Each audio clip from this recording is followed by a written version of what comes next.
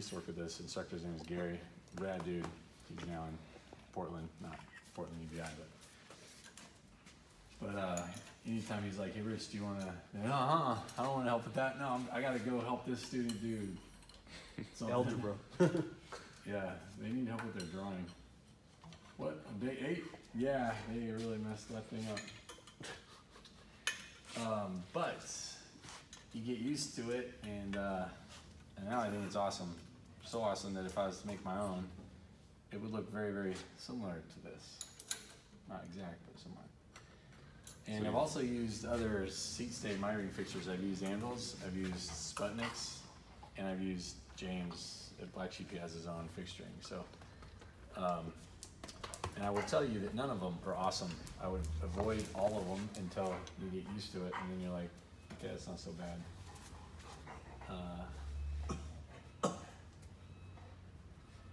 Because seat stays are just not the easiest things, just in general, to do, because like I said, it's the last piece, right? The dropouts are already in there, they're already on the bike, and they're already in a point in space. The seat tube's already there, it's already in a point in space. None of those things can give. It's not like I can just push the dropouts down, right? What happens there? Break your weld. Changes your alignment. Yeah, if we force these at all, there goes our alignment, right? These things are just like Hanging out there. floating out here in space. Yeah. So you can't throw this off. So you kind of want this to be, I want it to be nice and right. What's going on out there? Garbage day. That's our garbage. That's why you can't park far parking lot or parking space.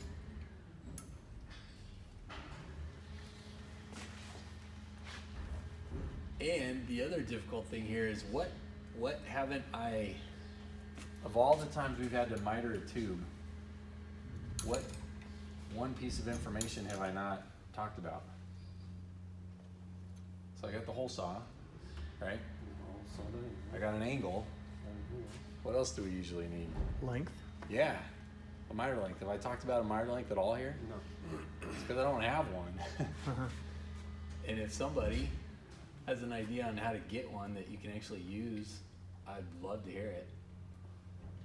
Thus the iterative process. Exactly. Why can't you measure it off the tape? Sorry. Off what? Off the, you get a rough one off the tape in here. Rough. Yeah, you can absolutely do rough, but you can't just make a mark here and go, right? I mean, I don't want to say you can't, but I have yet to figure it out, and smarter people than me have yet to figure it out. So.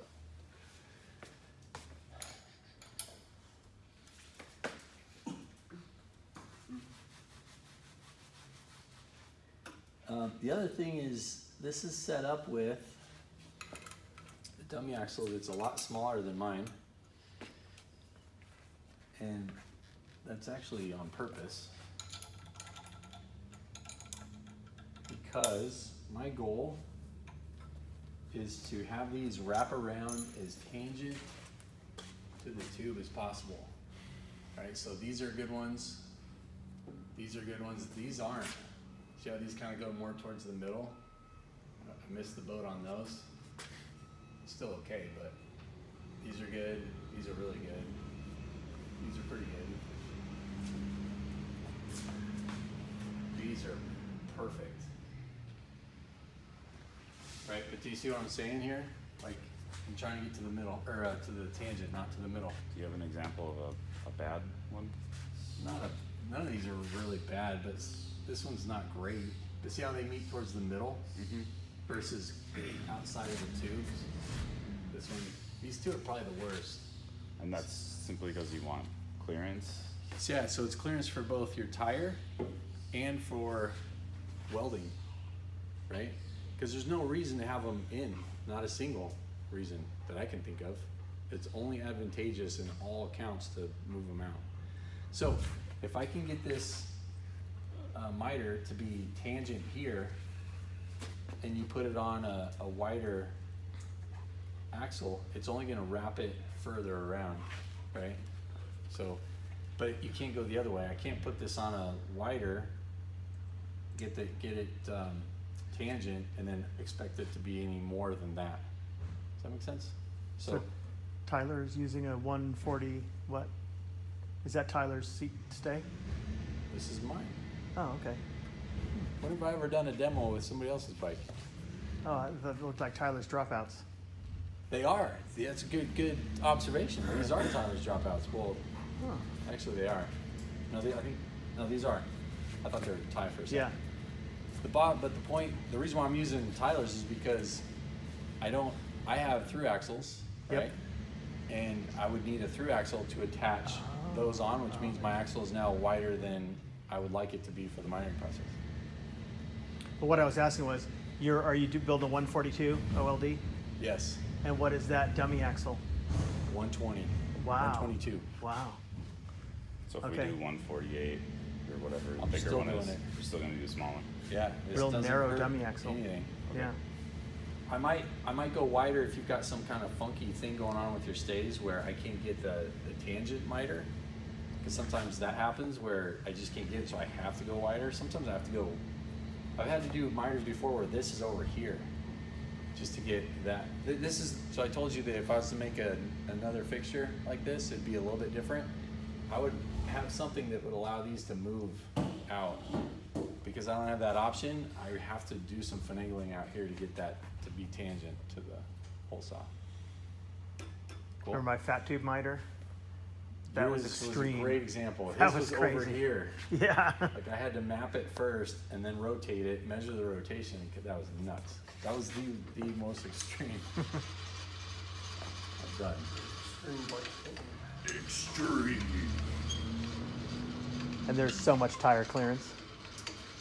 Alright, so my miter was, or my angle was, what did I say, 52 and a half?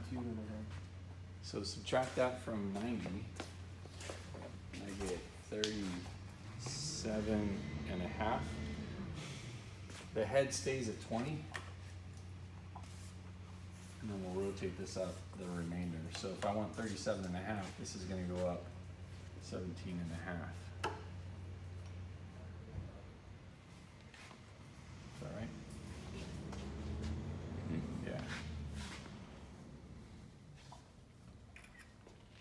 And the reason why, you might be asking, Hi, Rich.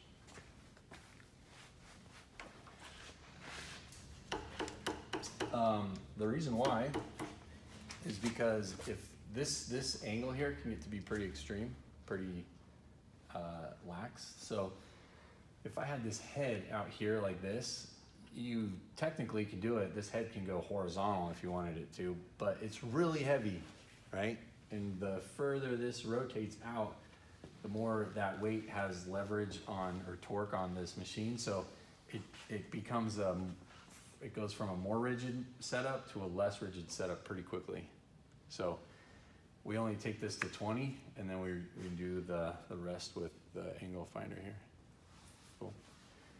The other argument is, well, why don't you just take this all the way? And you could certainly do that. It's just then you start losing grip down here with the vise. You could also get a vise. There's plenty of options out here. You can get a vise that will rotate with it too. Anvil on their website has one of those that they actually encourage you to buy so that it works better with their fixturing. All right, so any questions with this setup here? Of all the things in this building that I've told you don't tighten really tight, now's your time to tighten this tight. These two have to be tight. And the reason why is because this is wanting to push this out the whole time, and this is also wanting to twist it, so we don't want this to move. Yeah. Why, it looks like it's almost made to set up two at once. Why not do two at once? Great question. You guys are observant this morning. Because of the way the you can't get the other side. A lot of times, even though you did your rough cut correctly, a lot of times the two will crash into each other before you can make that miter. So there are times when, like, I'll get this one close and I'll be like, okay, I know I just need to make one more cut. Then I'll throw the other one in, because by then I've already removed some of that material. I can bring in the other one and make them both at the same time. But typically I just make the non-drive side perfect, and then I'll throw in the drive side and just do the final cut. As long as you don't change the setup, you can throw on the other one and you're good to go.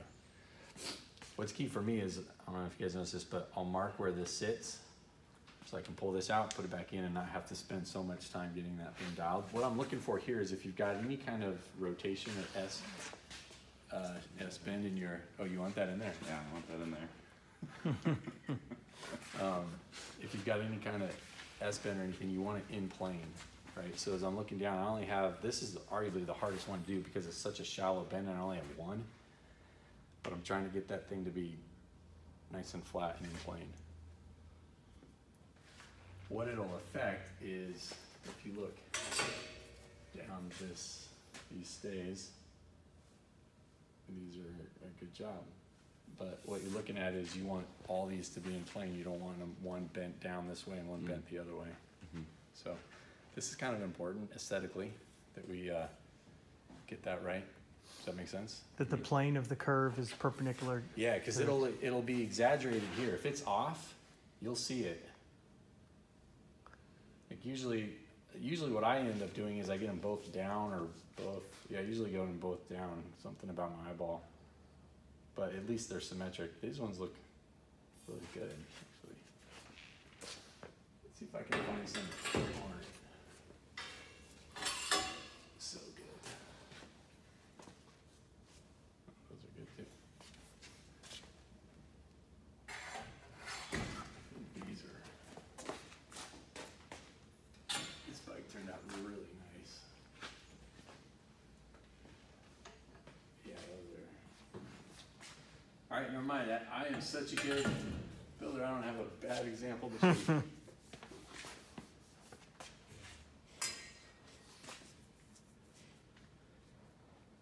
Seriously.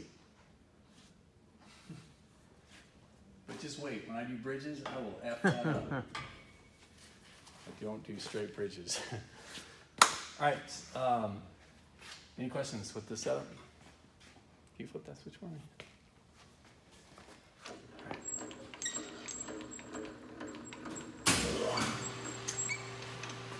Are you trying to get your whole saw to just barely hit that other edge? Yeah, exactly. So I want my tube to come right tangent here. Which usually means that I'm as close, I get this as close to the block as possible. Oh yeah.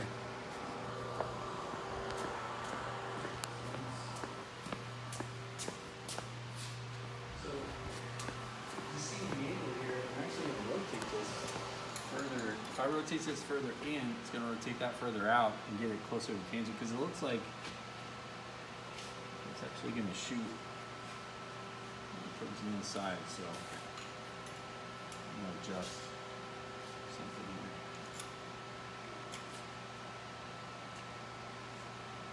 I'm going to go even narrower.